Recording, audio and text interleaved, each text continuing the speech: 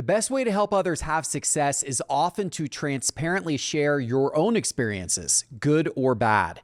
Help them see the possibilities more clearly and show them the pitfalls that may stand in their way.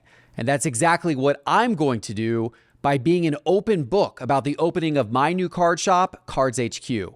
So sit back and get ready for an honest, transparent discussion of what it's like to go on an entrepreneurial journey in the sports card hobby.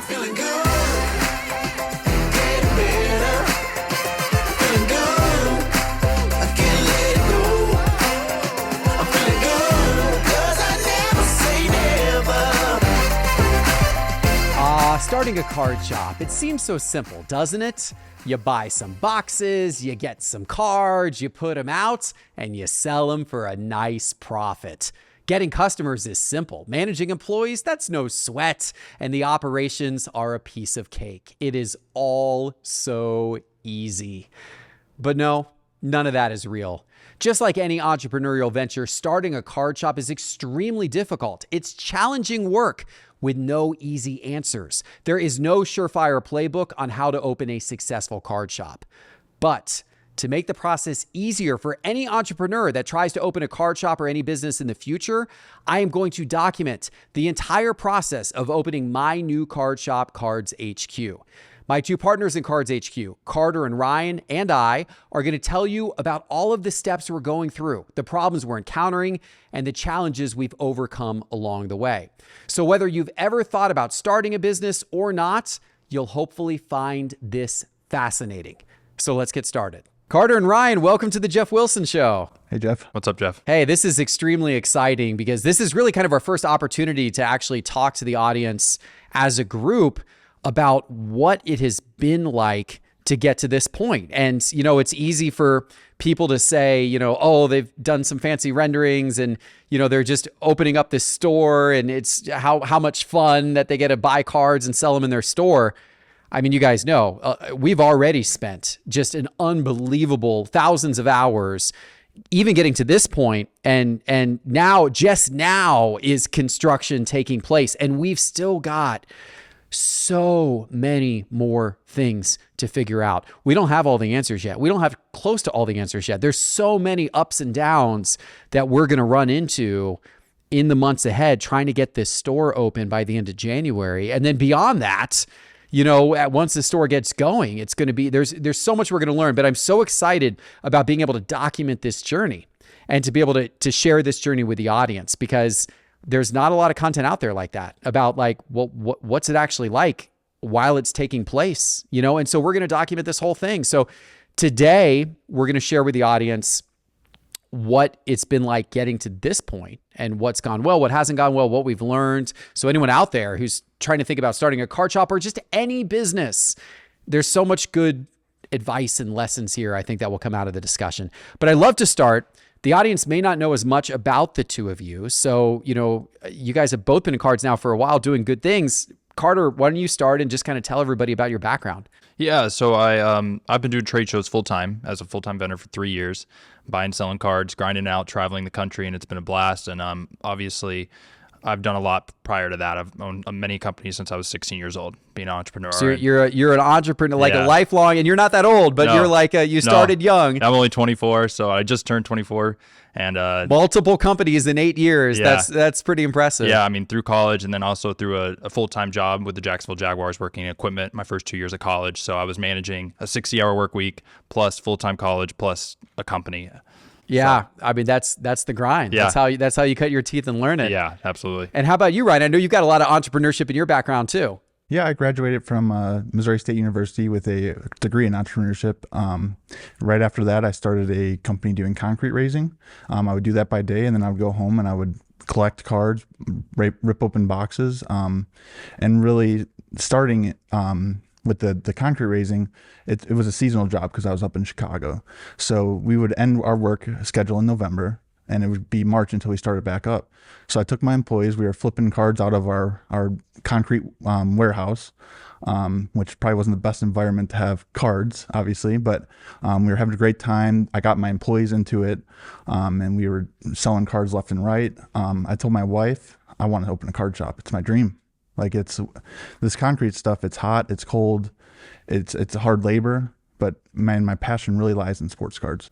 Well, that's awesome. And now you're getting to live out the dream, which is pretty fun. So when did you start to get into cards full time? Full time, I would say it was 2018. Okay. So you've been actually full time a little longer than Carter has in cards.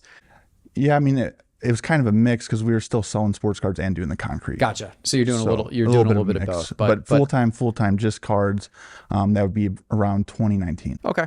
Yeah. So you guys have both been in it through a bit, and it's been, one thing that I love talking to card entrepreneurs today who have actually been making a living on cards for the last few years. I look at you guys with tremendous respect because I've seen what the card market has done since the peak in 2021. I'm fascinated by grinding out a full-time living in sports cards in a declining market, in a market that at times was quickly declining over the last couple of years. I think the fact that you guys were able to grind out full-time income in that type of market that's pretty special. And I'm sure in better markets ahead, that will, that's going to pay a lot of dividends. What's that experience been like, Carter? What have you been doing at these shows, and how have you been able to make this all work? Well, I think the biggest thing for us is that demand really hasn't decreased at shows really, since we've really been in it. Now, obviously, market prices have dipped a lot on certain players, certain sets, certain categories. But for us, I think we really focus on being quick and with what we buy and what we sell. And so the market doesn't really impact us as much as it has with more long-term investors or long-term plays. So I think that's really the focus is, around demand and not so much of pricing. And so the quick thing I assume is key, right? You don't hold the cards very long. If you're holding the cards for months, then those market pressures are going to cause your cards to potentially be less valuable in a downwards market. But if you're constantly buying and selling. So Ryan, as you've been doing it professionally, has that just been your MO? Like you've just been like, I'm going to buy, but then I'm going to try to sell right away at a higher price? Yeah, I would say I would be very transparent with my customers at card shows. Say, I'm paying 70% because if I sell this on eBay, I'm going to get 86 to 90%, depending on how much it sells for. So having that transparency with the customers, telling them I'm always buying anything. And I would have, repeat customers at shows. And then also just getting them out in different facets like eBay, card shows, different Instagram, Facebook. There's a lot of ways to sell your cards. Yeah. So, and I guess by selling through many different ways, in some of those ways you avoid fees, you can do direct transactions with people, etc. Yeah, that's fascinating. And both of you guys, I know, have been to a lot of shows. I've seen you guys in fact, that's, when we started talking about doing this card shop, it was actually at a card show where I saw you guys exactly 1 year ago, which is crazy, right? The journey of starting a card shop together started exactly 1 year ago because it was at the Nashville card show last October. And we are going back to the Nashville card show this week. It's funny. In fact, tomorrow we're leaving to go to the Nashville card show. It's this weekend, and it is the 1 year anniversary of when we met and started to talk about the card shop, but we'll get to that in a second. I'm curious, how many shows have you guys done over the last, 3 or 4 years, do you think? Countless. I have a badge collection at home. It's the size of a small dog. I mean, it's massive. We've done anywhere from the national to the 10-table local show. Yeah. Yeah, every weekend as much as we could. I mean, it's really been a nonstop journey the past couple of years of traveling the country and going to shows. Got to see a lot of cool cities. Meet a lot of great people. Yeah, met a ton of friends. Yeah. And we're definitely eager to meet more people. Yeah. Yeah, well, we're going to meet a lot more people now, which will be exciting. But it's been great. You guys have been grinding it out. So I've had the idea in my mind for a few years of, wouldn't it be cool if Sports Card Investor had or was involved in a card shop? I've had that idea in my mind. And I knew that if I was ever going to go down that pathway, that it would have to be something pretty epic, right? It would have to be something big. Like people, we put a lot of effort into our productions and we put a lot of effort into our videos, and people see that and they respect that and they respond to that. So if we're trying to be the best YouTubers in the space out there, the best content creators on social and everything out there, then we better well have the best card shop out there, because you want to have the experience match people's expectation of the brand. And so I've had it in my mind to do this, but I also know how difficult operationally it actually is to do a retail business like a card shop. I don't think people quite fully understand that. I know for two reasons. First of all, because I've met a lot of other card shop operators, which has been an awesome experience to travel around the country and meet so many other card shop operators. And I see they work hard. Like, this is a group of people that works hard. But I also, several years ago, opened 3 Ben & Jerry's ice cream stores in Gainesville, Florida, and had Ben & Jerry's ice cream stores for several years. One was also a coffee shop. You would think that running an ice cream store would just be just a simple, little, easy mom and pop business. I mean, how just, easy, what could possibly be easier than running a ice cream store? I mean, it seems so basic. You got cones, you got ice cream, you put ice cream on a cone, you hand it to the customer, you ring the cash register. It's so basic. It was so damn tough to run those stores. We constantly had employee issues with our part-time hourly employees not showing up for shifts because it wasn't their priority, because they were in college and there were parties or they drank too much the night before or whatever was going to happen. We had inventory issues all the time where people were over scooping, and all of a sudden we're running through inventory a lot quicker than we should. And our cost of goods is crazy, and it's amazing. It's amazing how with just the tiny littlest bit of ice cream being added to a cone that's beyond what it's supposed to be, how that just can completely wipe out your profit margin over the course of a month if you're doing that consistently with every cone that you're serving. And we had product spoilage, we'd have power outages, we'd have missing cash at the end of the night, cash registers never balancing. There were so many operational challenges. And I was a little humbled, frankly, because I had my agency. I had 352 going, and 352 was doing well and it was scaling. And I'm like, oh, I can run an ice cream store, please. It's an ice cream store. I'm running a big multi-million-dollar agency over here. I can run an ice cream store. I was humbled because I'm like, oh my God, like it's actually a lot easier to run a business like an agency where your employees are all white collared, paid, salaried professionals who show up on time, and you're not dealing with inventory because everything you're doing is digital, and it's actually an easier business to run. The operations of the ice cream store, I'm like, wow. And so I really actually grew a respect for good retail operators, for people who do a good job of running stores, of managing inventory, of all that type of thing. So I knew from that experience that if I was going to do a card shop, I couldn't do it alone. And my sports card investor team here, I've got a wonderful, wonderful team here at producing content, at building our products, at creating our apps, and running our sponsorships and our events and everything we do here at Sports Card Investor. The team does an awesome job at that. But I didn't hire my team here to be like retail operational experts or even card buying experts. We're not dealers. We report on what's going on in the market because we get data, because we're data people, and we're content creators, but we're not dealers. And so I always said, if I was going to do this, I'd have to partner with 1 or 2 people who were really sharp on the card buying and the card selling and the, operations around cards. And I hadn't really gone out proactively for that search, but it was in the back of my mind. And last year at this time, I go to the Nashville Card Show and I walk up to your booth, and we're actually filming a Sports Card Investor video. And I can't remember which one of you guys, but one of you guys said to me, hey, I think you said you were about to sign a lease on a card shop. Ryan did. Right? Yeah, we were about 2-3 days away from signing a lease. I'm signing a lease on a 1,000 square foot sports card store. A 1,000 square foot sports card store. And just for comparison, so the audience knows, our store is now 14,000 square feet. So a little 14x on that. But 1,000 square feet, I mean, that's a, that's a small card shop for sure. But a lot of card shops are on the smaller side, right?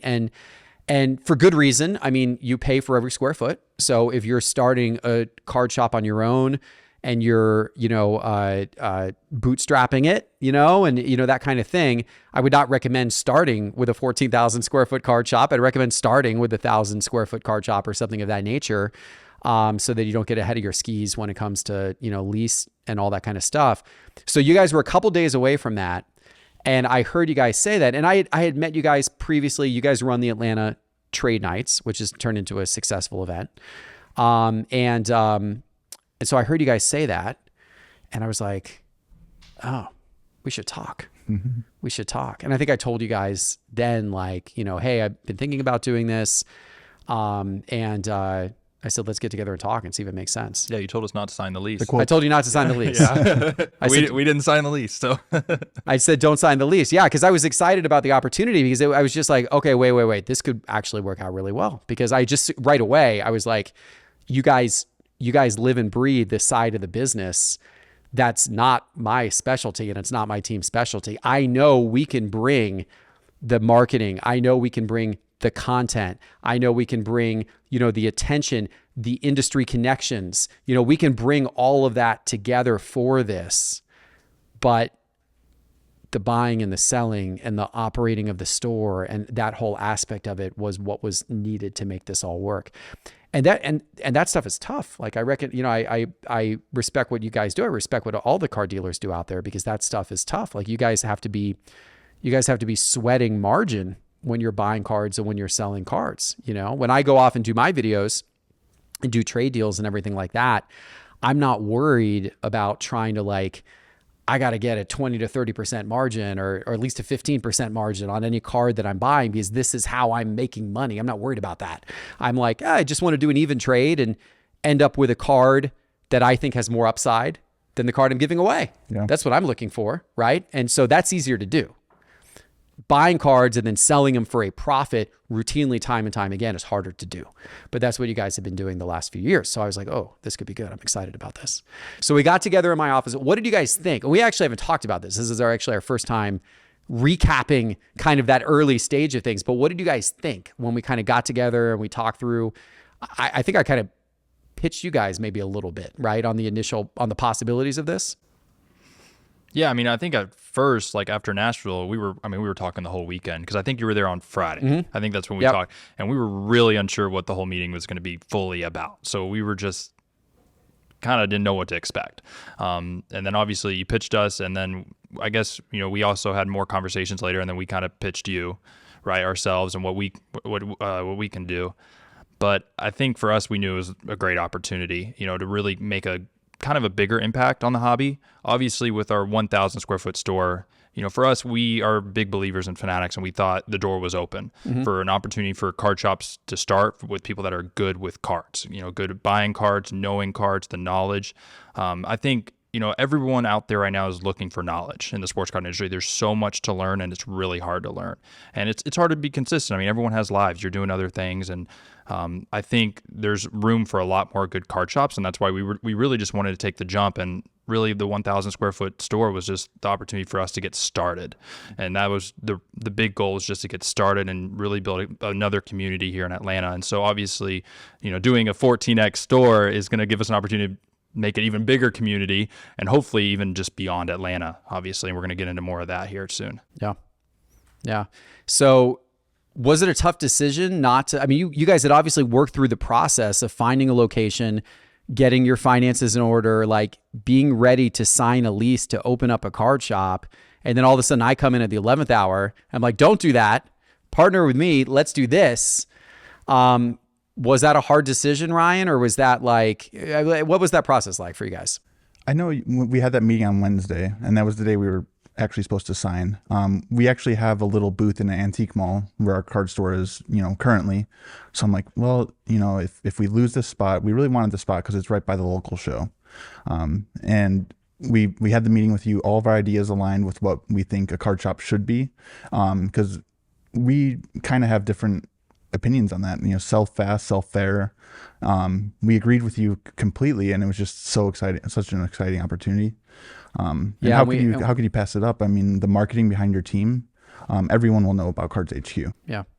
Everybody will definitely know about CardsHQ. We're gonna make sure they do. Well, marketing was one of our biggest stressors. Yeah. I mean, we were looking at hiring somebody full time just for that alone, and we were looking at the potential expenses for that. I mean, and that was going to be a big part of our budget. I mean, we really are not experts in marketing or social media. Like, we enjoy it, but we're not super active in it. So that was a big stress for us and a big factor in our decision for sure.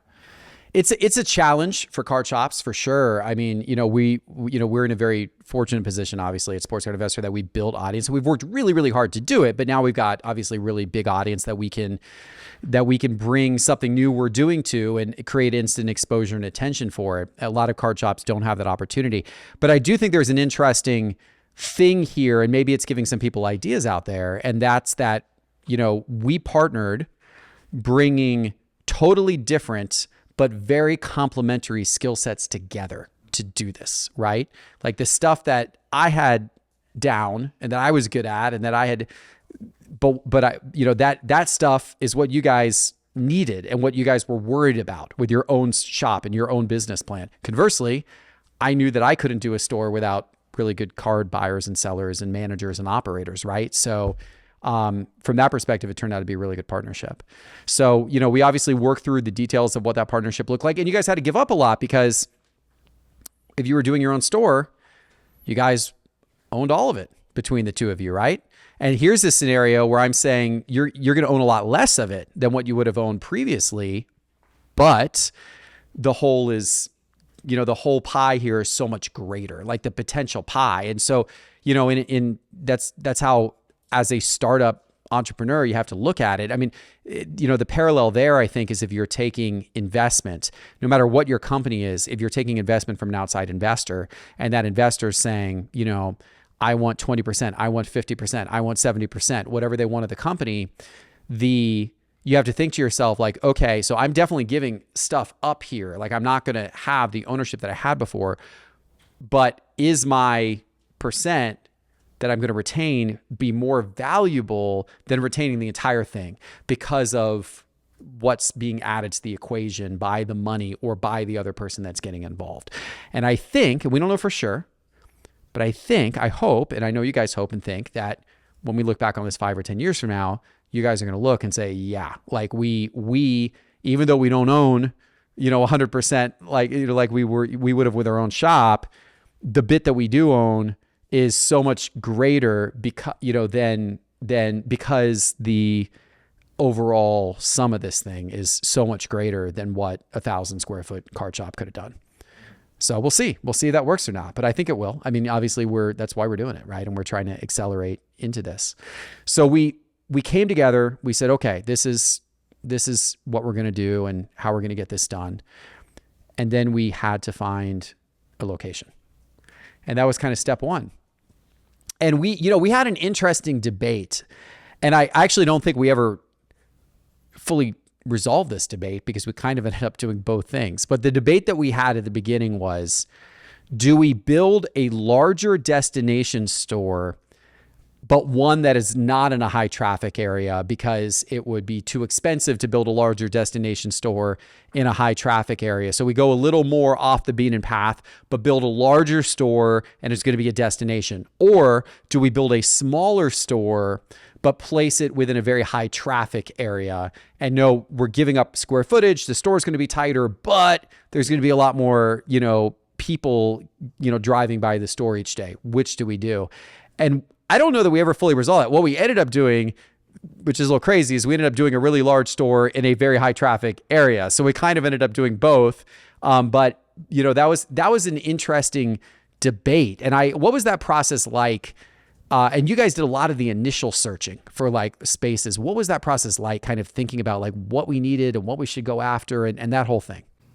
Well, I think, this was our kind of second time going through it because we already did it looking for the 1,000 square foot shop, and that already took us some time. So obviously, going through the second process and kind of balancing what we really wanted was really hard. I think the biggest challenge though was what's available. And I think that's kind of why we didn't really finish the debate, because we would go visit a place and it just wouldn't work, you know? And so, obviously we spent a lot of time with the realtor looking at different locations. We kind of narrowed it down, brought you into it, and then we narrowed it down further, and then eventually settled on a place. And then we did.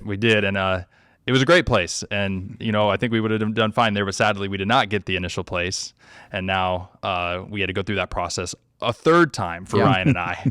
And so starting from scratch again. Yeah. And, it was a multi-month process. I mean, we probably visited over 100 spots, probably, I'd say, in total across the 3 different times. Yeah. So we picked a place. So you guys did the initial searching, and as you said, you know, we kind of narrowed it down. You pulled me in. We looked at the finalists. We debated. We drove by them a whole bunch of times. We looked at it multiple times. I think it was late February, early March. So we had been at the search for a couple of months. And that's when we found what we thought was the spot. And it was a good spot in Atlanta. It was right off of I-75 here in Atlanta. It was just north of Midtown, high trafficked area. The shopping center we were going to go in was right on the interstate, so much so that you would actually get signage right on I-75 with tens of thousands of cars driving by the signage every day. That was all very exciting. I liked the shopping center. I thought that the whole thing was great, accessible from a lot of parts of town. That store was around 7,000 square feet. And that was more in the range of what we were looking at originally. And it was, you know, now that space would have been divided up between our sports card investor studio, our sports card investor team, and the actual retail shop itself. The actual retail shop itself would have been probably about 3,000 to 4,000 square feet in that scenario. So it would have been bigger than what you guys were looking at previously by a good magnitude.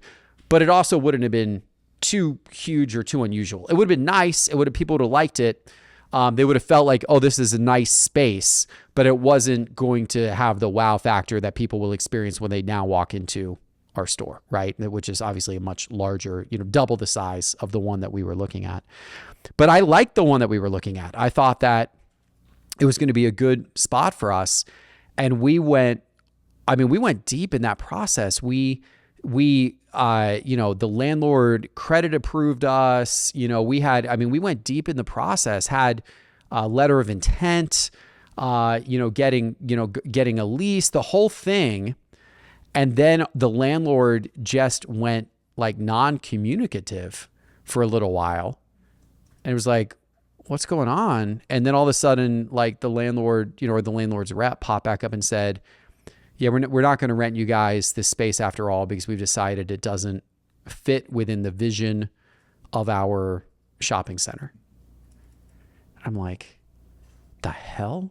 Like the vision of your shop? How could this not fit within the vision of your shopping center? Like this store is going to be amazing. It's going to draw people. People are going to come into Atlanta just to have the opportunity to go to this store. This store is going to be photography. It's going to be on videos every single day that are going to be watched by hundreds of thousands of people. How does this store not fit the aesthetic of your shopping center?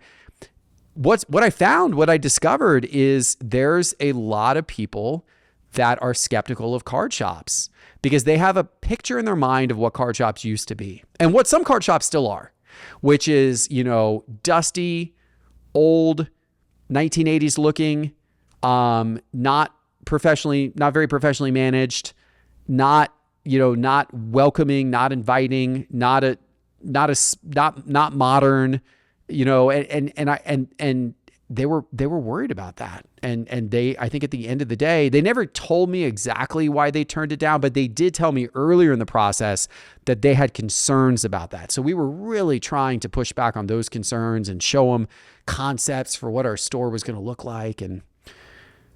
But that was kind of a gut punch. Like, what did you guys feel when the landlord just all this, after we'd worked on it for a few months, and the landlord just kind of gut punches us there at the end of the process?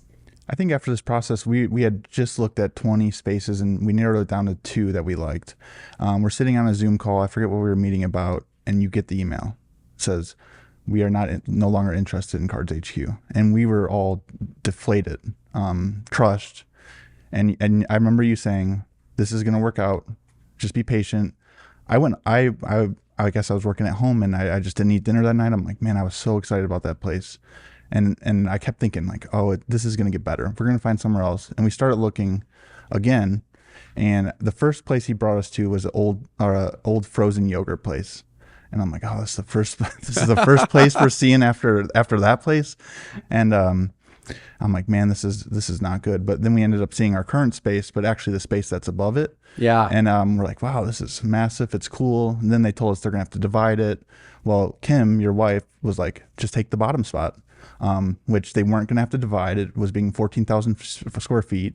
I know in the old space we were gonna have 2 breaker studios. Now we're having 6. It definitely all worked out for the best. And honestly, I think we got a heck of a deal on this space. We got lucky. We didn't even look at the space that we are now going into. We did not initially look at it because we assumed that it was going to be just too expensive, just out of our budget, unattainable, too much space, too expensive. And under ordinary circumstances, it would have been. But the store that was in there previously was a Pier 1. They obviously closed during the pandemic as the entire chain of stores closed. So the landlord was, dealing with this empty space that they were trying to rent. And what was interesting was the less desirable space, which was on the second story, which was going to be an issue. And a lot of people, I talked to a lot of people about like, what do you think about a really nice store, but it's on the second story? And I had a lot of real estate people say that's a really bad idea for retail. But we were looking up there because, of course, the rent was going to be a lot cheaper. And what we kind of got lucky because that second story space, there was another tenant in the building that wanted to expand into it. So it was maybe not even really available for us. And that was when the landlord said, well, what if we gave you the first story space, but gave it to you at second story pricing? Mm-hmm. And I was like, that it sounded pretty good to me. And so, and I don't know that we quite got second story pricing at the end of the day, but we were pretty happy with how the situation worked out there for us. And, the landlord was, easy to work with, good, seemed excited about what we were trying to do, more so than obviously the first landlord did. And I started to think about the possibilities of like, okay, if we have twice as much space as we thought we were going to have when we were about to sign the lease on this other spot, how would we really utilize that? And that really got me down a path of thinking about live streaming and thinking about the power of online selling. And we were going to do some of that in the previous space. But, I was like, what if we 10x'd what we were going to do? Nowhere close to what we were going to do. Yeah. And so we started talking about that conceptually, and we're like, okay, this is definitely more risk. It's more money than the previous space was going to be. It's a lot more space, but this could really present opportunity that we wouldn't have had in the previous space to do something much more significant for the hobby. What did you guys think at that moment? Well, the space is special to begin with. Being right near the Braves Stadium where sports fans congregate. I'm pretty sure we actually negotiated most of our terms before we even saw the downstairs unit. Yeah. I'm pretty sure we did that. So I think we were on a Zoom call and I was like, can we look at the unit before we agree to this? And so then the next day we went. But I think the store gives us so much flexibility to do so many things that no one can do in this industry. And I think that is our biggest X factor. And being able to live sell and break whenever we want, multiple streams, and accommodate different types of customers and across different industries, sports cards and trading card games, I think just gives us such an advantage and such a difference maker to be in this hobby. Mm-hmm. Yeah, I agree. It's exciting. We're going to take advantage of every single square foot of that space. And I think, probably by now, a lot of the audience has seen the renderings of the space. We put those out on the Sports Card Investor channel on Sunday as part of our big announcement video. And so, people get a feel for what it's going to be like, but having that extra space enabled us to really craft an experience that we believe is going to be an incredible experience for collectors, right? We always wanted to have a really significant customer lounge. Now we could have an even bigger one. We then came up with really unique ideas like having the card breaking arena, which is going to be cool as heck. It's going to feel like the final table at the World Series of Poker. You can sit down and pack battle your friend in our store. You can buy a box and sit down at this thing and pack battle somebody or just open it on your own. And there can be an audience that's sitting on the bleachers watching you live. We're also gonna have the whole thing live streaming. And there's card cams, integrated in. So like you could be showing your, pulling cards out. The audience can see what you're pulling. Like it's just going to be an exciting feature to the store. We wouldn't have been able to do that in the 7,000 square foot space. Because we now had 14,000 square feet to work with, we got a lot more creative. And we said, let's do things like that, because something like that is really going to make it a memorable experience. And I know as we've been talking through the design of the store and working with the architects, which we've been doing intensely for the last, several months, that word experience is something that we kept coming back around to. Like, what is the experience? Yeah, I mean, this hobby in general is an experience. The goal for us was never to just build out a retail store. Retail stores are very transactional. You come in, buy what you want, get out. I mean, we want you to come in the store, enjoy it, take advantage of all the amenities that we have. Obviously, like on Sundays, we're going to have every game on. Every game. So please come in and watch football, rip packs, hang out with other collectors.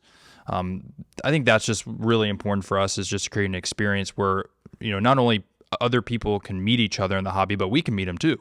I think, connections and building relationships is such a big part of this industry, and hopefully our shop can help build on that entirely as well. Yeah. Yeah. Not to mention building lifelong collectors in our kids trade zone. Mm-hmm. That'll be great. Creating memories within the store, because hopefully people spend a lot of time in there. Yeah. And we, the process of going through the build out plans, have you guys ever gone through like that process before, like working with a professional architect on any other type of project in the past? I have, with my construction background slightly, but okay. not to where we're actually making changes and making all the decisions. Yeah. We had, we hired a really good architecture firm, HLG Studio, here in Atlanta, to help build the store out. Because I mean, with a store that size, especially, like you've got to really think about the use of the space very critically and get all the details right to be able to offer that incredible experience. And so I wanted to make sure we hired a really good architecture firm so that they could really design the space with a lot of precision. And we went back and forth with them a lot. Like, I mean, there were multiple meetings and different versions of the floor plan. And it was just this constant kind of iterative process of, okay, let's look at it again. Okay, we want to change where this wall is. We want to change the color of this thing. We want to do this, we want to do that. And it was just this constant kind of evolving process till we finally got to the point where we're like, all right, we got a final set of plans here. We think we're ready to go with this thing. Like, let's send this off for permitting. Then we were at that point, you're able to build out bid it out to general contractors and all that kind of stuff. But I mean, you think about where we are today, it's October. We started these conversations in October of last year. So it's been 12 months. Now we did have this start and stop with the other card shop, but we'll take a few months out of the timeline there, because we did waste a few months there with, that other location, that other space. But as you guys said, like everything, a lot of people believe everything happens for a reason. And it certainly played out in this case. It feels like it played out in this case, right? It feels like we ended up with the better location, the better overall thing, because we had the disappointment of what happened to us the first time. And so it did work out. It was a little scary there for a minute, but it did work out. But even if you take that like kind of stop and start out of the process, I mean, it's still a 9-month process to get to the point where we're breaking ground now. This week, literally, we're breaking ground now. The store's going to be open if everything goes on track with construction, which isn't always the case, but if everything goes on track, the store is going to open around January 26th. Our goal is to get it open for Culture Collision. Culture Collision in Atlanta, the big card show that happens in Atlanta once a year. Actually, next year will be twice, but this past year is once. It's January 26th, 27th, and 28th. And so that's our target now, because our store is located right near where the Culture Collision show is taking place, right? So what better opportunity to try to get the store open? Will we hit that date? I don't totally know, but we're going to try for it. But if you think about it, January 26th, I mean, it's a solid year. It's a solid year of work that we will have put into this thing from the moment we started talking about it, and working on our partnership, through the real estate search, through the leasing, through the architecture, through all the other things we went through along the way to get to the point where we're finally going to open. It's going to be a solid year. Very excited. We still have a ton more to do. We still have a ton more to do. We do. And we're in the mix of that now. I mean, some of the things we're trying to figure out right now are getting product, getting allocation. I mean, this is something that all card shops struggle with and deal with, right? And, the companies, distributors, and, the companies that sell, direct, Tops and Panini and that kind of thing.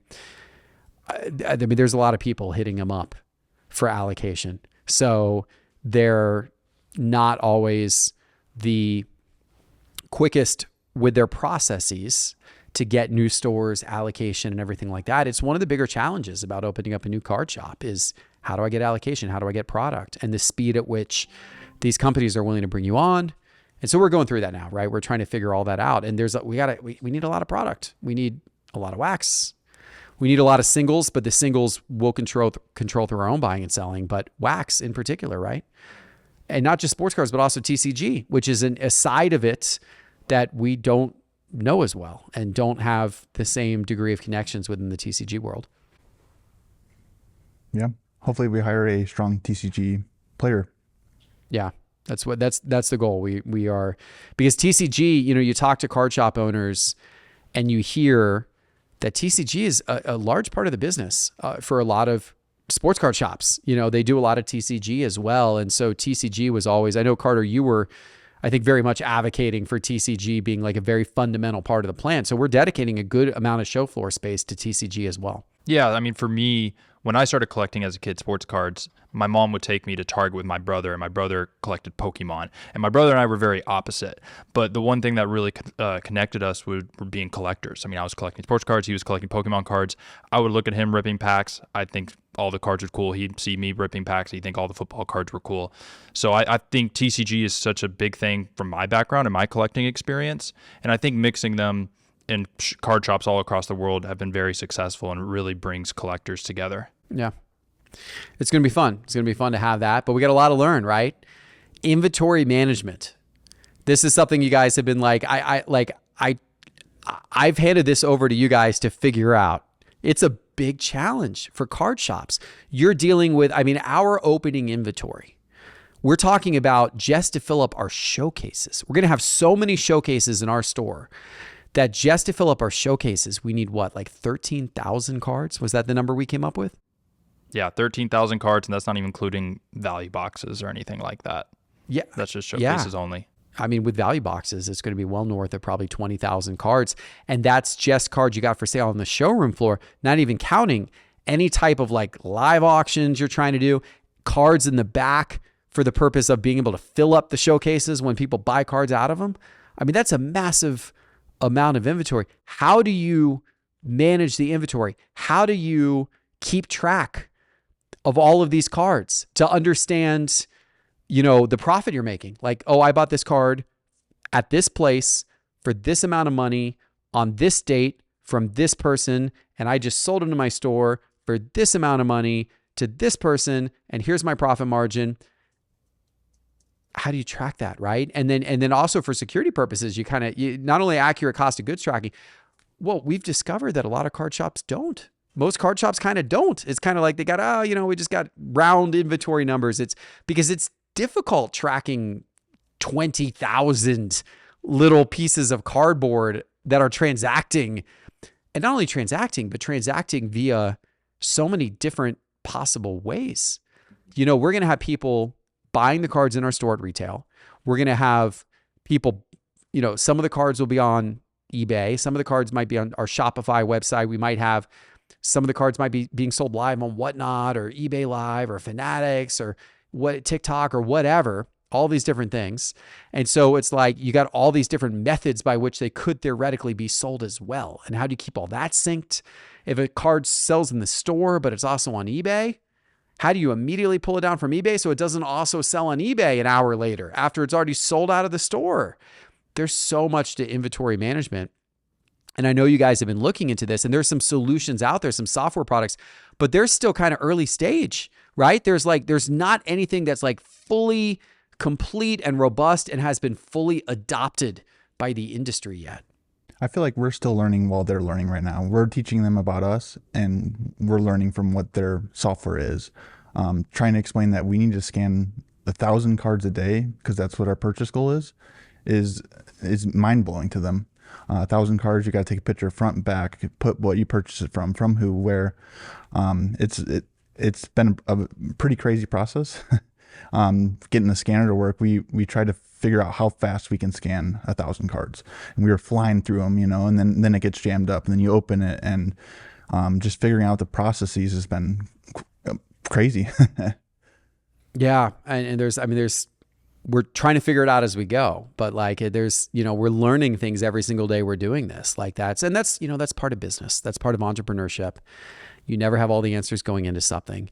And I'm a big proponent. Like when I talk to people who have business ideas but they got 1,000 questions about, well, what about this? And what about that? And what about, I'm a big proponent on just do it. Just roll up your sleeves and do it.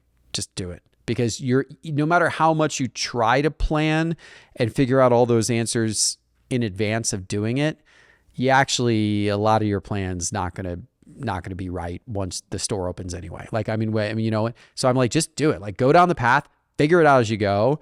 Version 1 of whatever we end up doing for inventory management is probably not going to be perfect, and it's going to have challenges, it's going to have holes, and we're going to open up the store, we're going to be like, this sucks and that sucks and this sucks, and and that's what it's going to be. And then we're going to iterate on it, and we're going to say, well, how do we make that better? And how do we make that better? And how do we make that better? And hopefully by the time we've been operating the store for 6 months or a year, we're like, okay, we feel good about our inventory management system, right? But it's going to take a little while for us to get there. And that's true with any part of the store operations. Like everything you're doing up until the point when you actually are fully operating and you have real customer feedback and interactions, and everything you're doing is just simply guessing. You're trying to make as educated of a guess as possible, but you're just guessing. And so we're doing the best we can to make educated guesses on things like, this is what we think is the best path for us right now to manage our inventory. This is what we think our store hours should be. This is our security plan. All these things are simply best guesses. And there's ways you can make your best guesses, hopefully, prove more correct than not. You can study what other stores are doing, which we've been doing. You can try to talk to a lot of people in the industry, which we've been doing, right? You can do these things to see what's going on out there and get a sense of it, and that will help improve your accuracy rate. But at the end of the day, it's still a guess. And what works for one store isn't necessarily always going to work for your store, because the solutions or the use cases can always end up being a little bit different. So we're doing a lot of guessing right now, but hopefully we're going to be right more than we're not. And we're going to find that we're definitely wrong on certain things, and we're going to open the store and we're going to learn that. And we're going to share some of that with the audience here too. So, that's part of why I'm excited about, having these conversations. What is now, so with where we sit today, announcement's just been made. We are 3.5 months theoretically away from the store opening if construction is on schedule. What is the biggest worry on each of your minds? I'll start with you, Carter. It's got to be buying. I mean, I think just once we get rolling, I'm not worried about it. Just the amount that we have to buy to begin with. And also the amount of time the lead time, like we're starting to buy now and we're still 3 to 4 months out, 5 months out. So I think for that, I think also just what's to come. There's just so much work that we're going to have to do just before the shop opens. And then obviously if we do open the weekend of Culture Collision, this is going to be probably the biggest grand opening in hobby history. So, but we're not going to have any time for a soft opening to get our staff ready, to train them right. Like it's going to be quite a challenge. We're not going to have much time in our actual building, most likely prior to opening if we're on schedule. So that's probably an assortment of my biggest worries, but I'm confident in our abilities to buy. It's just, we have to buy a lot and we got to be very strategic about it. I mean, for us, it's, our experience is buying as much as we can and just, anything at margin. And for the next couple months, we're going to have to be a little bit more strategic than we've normally been because we're targeting a little bit of a different customer base. But also we got to fill a lot of space in showcases. Yeah. Buying is a big challenge. I mean, as you said, once we get going and then we're just having to buy at a pace to replace what customers have bought from us, that should be easier. Yeah. But it's that initial inventory. It's how do you fill up the shelves and the showcases? And that's even hard because even if we get a direct account with, the manufacturers, we're not necessarily going to be able to get enough wax right away on day one. It's not like, to fill all the shelves. It's not like they're going to start giving us new releases as they come out, but they're not going to say, oh, here's, 8 years worth of our previous releases, go put all these on your shelves. So then we're left to like, okay, this is going to be good going forward, but what about the day we open?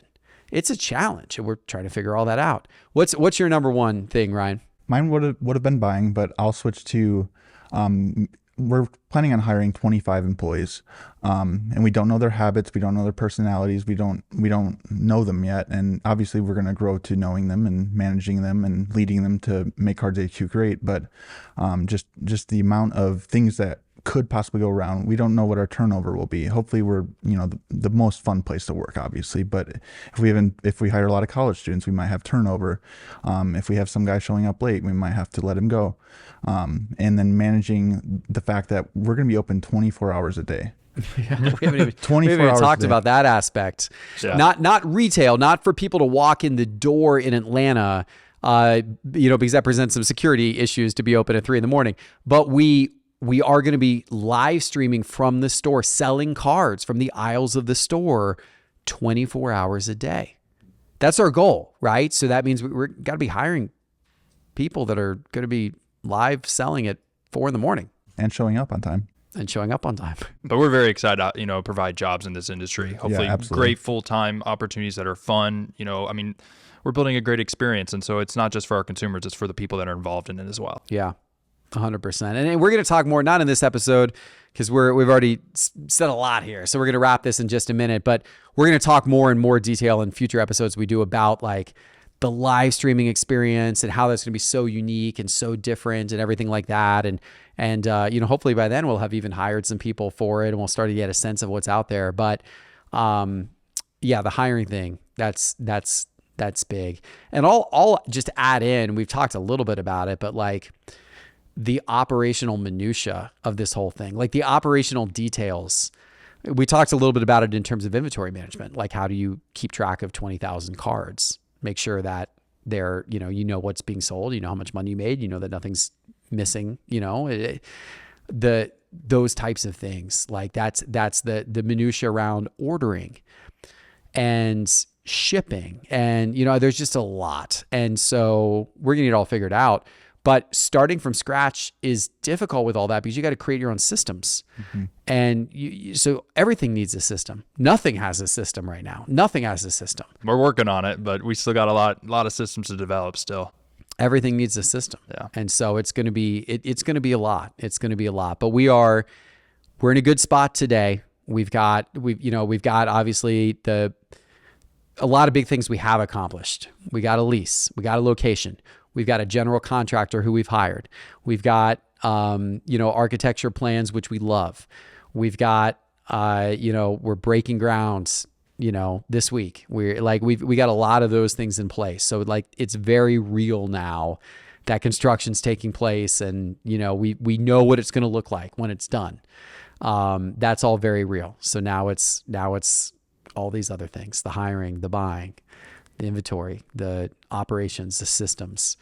It's going to be a busy few months here for us. You guys ready to work without much sleep? Absolutely.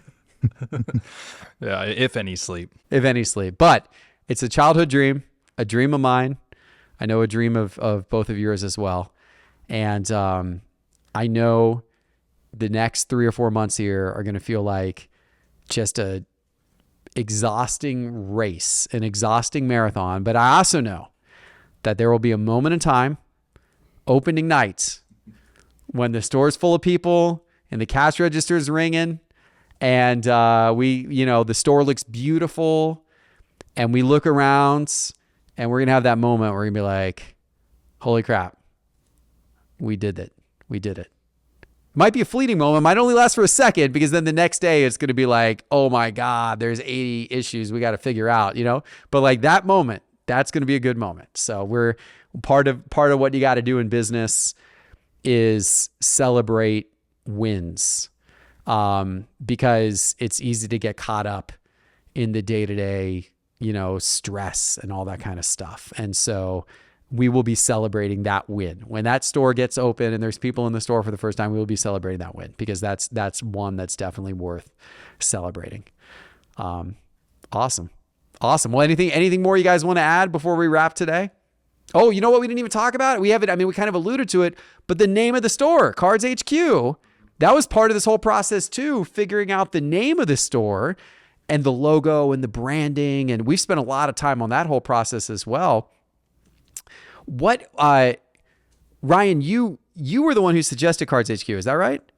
I think Carter suggested Sports Cards HQ. Okay. And then we narrowed it down to Cards HQ. Okay. Carter, you suggested Sports Cards HQ. Yeah, and that was like the only name I think we really discussed. It just worked. Yeah, I think I just spit it out one time, and then I think you said, what about just Cards HQ? Yeah. Because we're doing TCG, we're doing a lot more than just sports cards. It just worked. Yeah. The name just worked. Yeah, I'm like, it's Cards simple. HQ. Yeah. It's so short. It's so simple. Yeah. Of course, I immediately Googled. I'm like, is anyone else using it? No one else is using it. Well, The no, Arizona Cardinals are. The Arizona Cardinals have like a Cardinals fan site. I think the newspaper does, called Cards HQ or something. But that's not, obviously competitive or confusing or Yeah. whatever. So no other card shop was doing it. Yeah. Well, it sparked in my mind because we're putting two companies under one roof. We're putting Sports Card Investor and your studio and your team in our shop, and then we're going to have our card shop there. I thought, a headquarters, for the hobby and our industry and, for consumers, I thought it was just something that fit. And that's how it really initially came to mind. And I think doing just Cards HQ really made even more sense. Yeah. Yeah. I love it. I think it just worked out. It's just one of those moments. And oftentimes coming up with a name is such a difficult process. You go through a million ideas. Nothing quite sounds right. You can never get alignment on it from, everybody, but that just worked. Mm-hmm. That was like, oh, that's good. It was just it. We all were aligned on it. Everybody was aligned on it. It was like, wow, that was one of the lucky things that have happened to us. That was a win. That was a win for sure. The logo design process was a little more difficult and more, whatever, but we got to a really good spot on that as well. But the name just worked. All right. Any last comments before we wrap for today? Well, I just think we want to let people know that we're going to be at a lot of shows here. We coming are. up, We should absolutely tell people, because we are going to be buying a lot of volume. We've mentioned starting at Nashville this weekend, but you guys especially, I'm going to some of them as well, but you guys especially, we got like Chantilly coming up, and I know you guys are going to the Philly show in like December, and a million shows in between now and then, right? Palm Beach. Yeah, Dallas, and then we got the Flip Huntsville in later December, and then probably definitely some shows in early January once they're announced. So if you out there are at any of these card shows, look for these guys. I'll be at some of them, but look for these guys because they'll be at all of them with the Cards HQ shirts, and they are buying. So go bring us your cards. We will happily buy them from you. Sports cards, sealed product, Pokemon cards, bring it to us. We need it.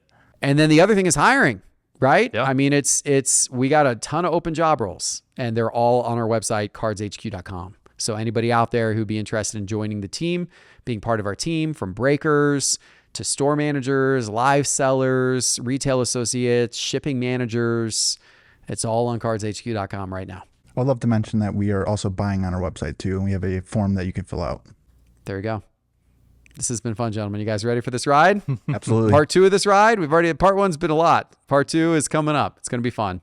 Let's get back to work. Let's get back to work. Yeah. And on that note, guys, we're going to wrap today, but we will keep you updated on this journey throughout. Lots of good learnings here on the Geoff Wilson Show about this entire journey. If you make sure you subscribe, by the way, on Spotify, on Apple Podcasts, and on YouTube, because the full-length episodes are on all three places: Spotify, Apple Podcast, and YouTube. Just search for The Geoff Wilson Show. We appreciate you, and we'll see you next time. Take care.